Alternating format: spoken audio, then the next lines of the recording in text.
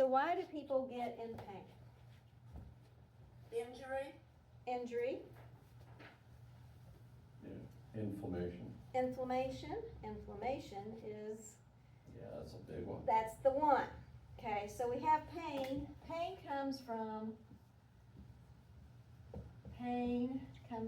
injury. I don't know if I can write.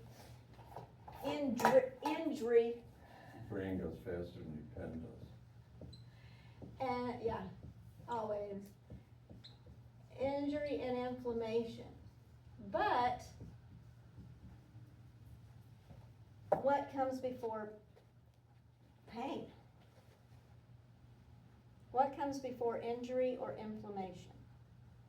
Some kind of abuse of the body, right? No. Where do all things start? Physical activity. In the mind. I was gonna say that. Thoughts, feelings, and beliefs are the precursor to pain. And I'm going to explain that. What is TFB? Thoughts, feelings, and beliefs. I was trying to go as fast as my brain. So I just used letters. Okay, right? Y'all, do y'all understand this? Okay, Shadi goes, got it.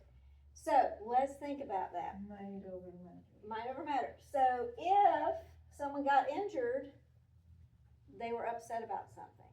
I have done this for 28 years. I have researched this for 25 years. I know the mind-body connection like the back of my hand. Yep. So let's say I'm biking. And I'm biking and I'm enjoying my biking, but I'm upset about something and I wreck and I break my patella. Wherever I got injured is the aspect of my life that I'm upset about.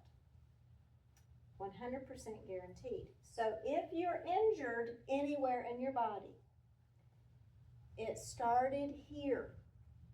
You didn't just step off the curb and sprain your ankle. You can step off the curb all the time and don't sprain your ankle, but you were upset about something you were feeling unstable about, and that's why your ankle was sprained.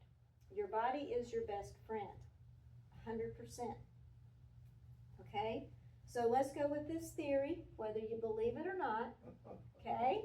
I need convincing. Okay, so that we're not taught this, but I've been speaking about this for 20 plus years because I've researched it down to a hangnail, okay? So pain comes from the brain, the mind. The brain is a physical storehouse of things, but the mind is all throughout the body, okay?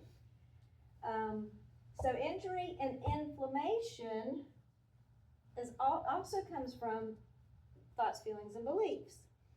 Because, now you don't have to tell people this part because it's a little woo-woo. They're going to roll their eyes. But when we get to how this breaks down for Beamer, you can start here, okay? You don't have to start with TFB, okay? But inflammation comes from stress. You got upset about something, right? So you got inflamed about something. More cortisol. Our body starts producing cortisol, right? So we got upset, and then our body goes, oh, you're stressed. Let me increase the cortisol to help you, right? So now you're running cortisol, you're producing cortisol, and cortisol does what? It breaks down inflammation. So it breaks it down. So our bodies are saying, hey, you're inflamed about something. Let's produce this stuff and break it down. But it also breaks down everything. It breaks down the joints. It breaks down everything. So any itis, tendinitis, bursitis, bronchitis, pancreatitis, gastritis, any arthritis, any itis is inflammation. That is the medical term for inflammation. If you have any itis in your body, it's you have inflammation. You're inflamed about something. Now, if you say, hey, that runs in my family, arthritis, my mom had it, my dad had it. Think back, did they teach you how to communicate? How did they cope with their upset? Right? Did you learn to stuff it? Well, where's that anger, that inflammation going to go? It's going to go to the joints. Because, everybody has arthritis in my family, or diabetes, or whatever. It's going to go where you were taught it to go, how you cope. So it goes back to thoughts, feelings, and beliefs. We can circle all back around to that.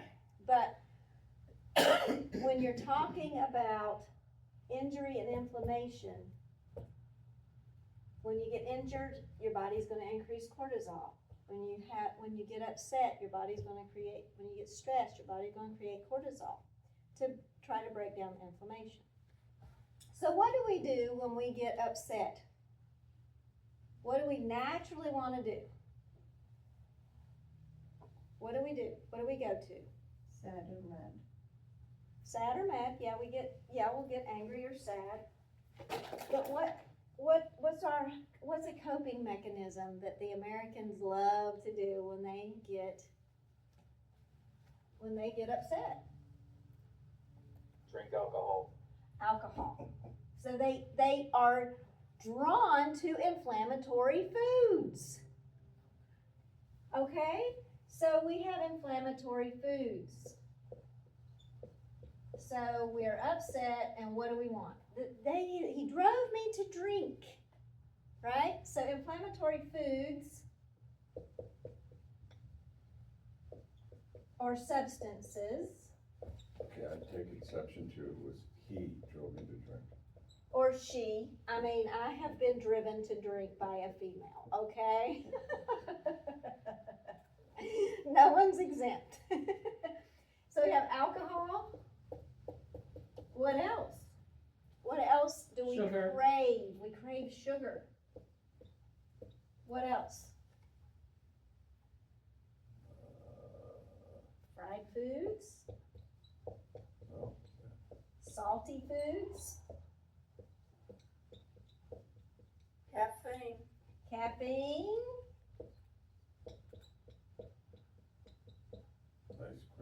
Ice cream, that's sugar. Anything sugar. Cakes, ice cream, candy bar. I gotta have it. But what do all these things do? Sugar and all of it, inflammatory foods are depressants. So that keeps you in this, I don't feel good, I'm upset mode. It keeps you in that cycle because all of this goes back to I'm upset. It keeps you in this vicious cycle. You got upset about something, you went and got on your bike, you fell down the stairs, you did something because you were off center. You were not in your power. You had not cleared what you were upset about before you got on that bike, before you got in that car and got in that car accident, before you got on a ladder. If you're upset, don't get on a freaking ladder. Don't get on a mountain bike. Clear it and then go, okay? But sometimes you don't even know. I wasn't upset. I wasn't angry. I wasn't upset. You were running stress, some kind of something that could have happened a while back that you had just thought about, and then you got in the car. So, areas of the body that are chronic, okay? Chronic means you've had it for a long time, right? Long time. So that means chronic. So I have thought about this. It's become my daily thought process. It runs in the back of my mind all the time. This worry, this frustration, this whatever. So this, the body keeps it chronically going on. Okay? Depending on what area of the body is happening, is what area of your life that you're feeling some sort of not peaceful, not joyful thoughts about. Okay? Well, how does Beamer come into all of this? Why the heck am I talking about this? How does Beamer help this? Okay? Anybody want to take a stab at how Beamer gets to this and why it works? Increases the blood flow. It increases blood flow, yes. Anybody want to take a picture of this scribble? I wrote it down. Okay. So, yes, it increases blood flow. And blood flow, what does increased blood flow do? If you can increase your blood flow by 30% in 8 minutes, that's ridiculous. So when you're inflamed, when you're injured, when you're upset, when you're craving these inflammatory foods and you're keeping that vicious cycle going, your blood slows down because your body's inflamed. It's puffy. It can't push the blood through. Okay, so increased blood flow, it pushes that cortisol, that inflammation out, okay?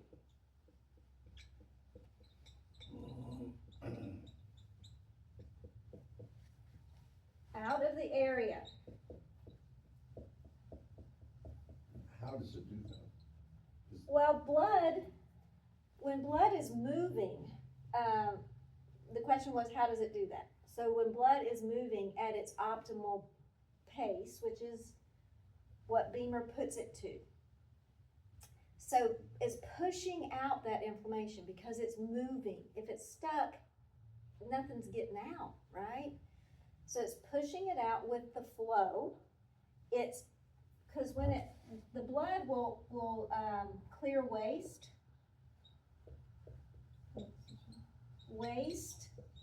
from the blood. So it clears waste out of the body, right? So it separates the good stuff from the bad stuff and pushes that out. It increases oxygen and nutrients. So whatever nutrients you got from that inflammatory food, what little bit, which there's really none in inflammatory foods, but it's going to provide that to the organs and to the muscles. The oxygen gets moved through the body. It enlivens the body. The muscles get oxygen. The brain gets oxygen. Everything gets oxygenated. And now new life is coming in. It's pushing it out as it flows. It just keeps dumping it out. And those stuck areas, those chronic areas, need that extra push with those accessories. Okay? So Beamer, the scientist behind Beamer, Peter Glein and his partner, they figured out if we can increase blood flow by 30% for 8 minutes, it'll start that process of healing. But not only did they determine that, they had to determine at what frequency do we do this. What frequency is the most effective frequency to push this out, to get rid of this inflammation? And they decided 10 to 30 hertz. 10 to 30 hertz is what they need.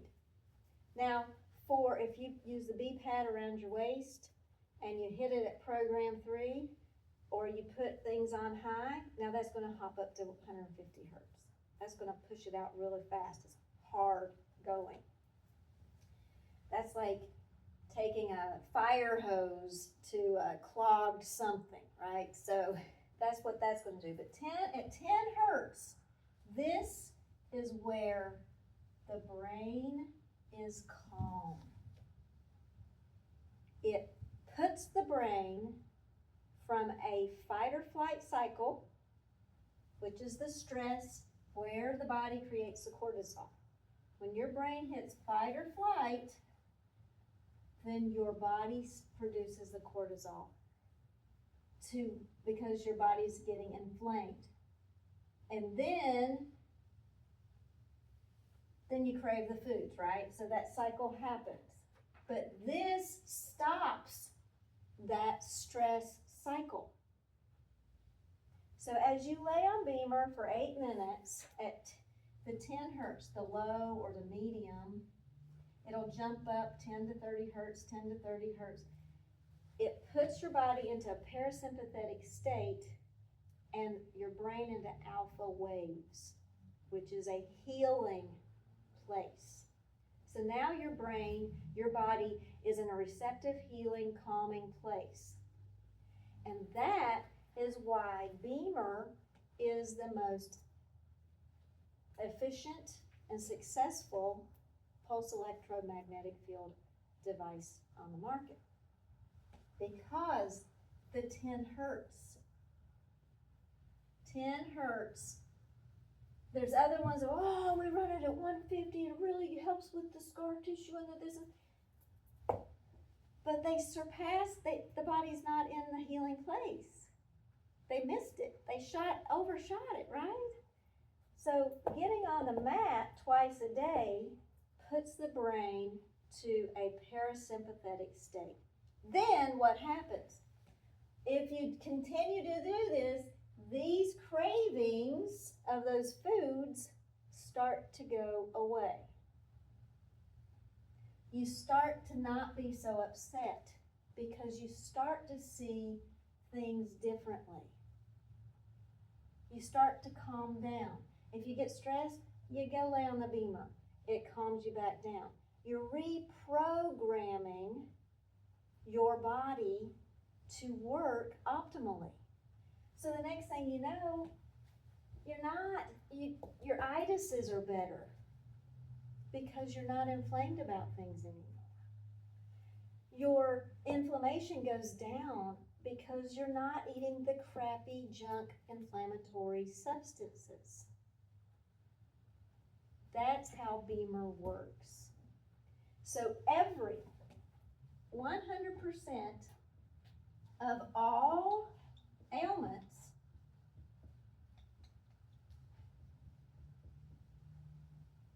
come from this.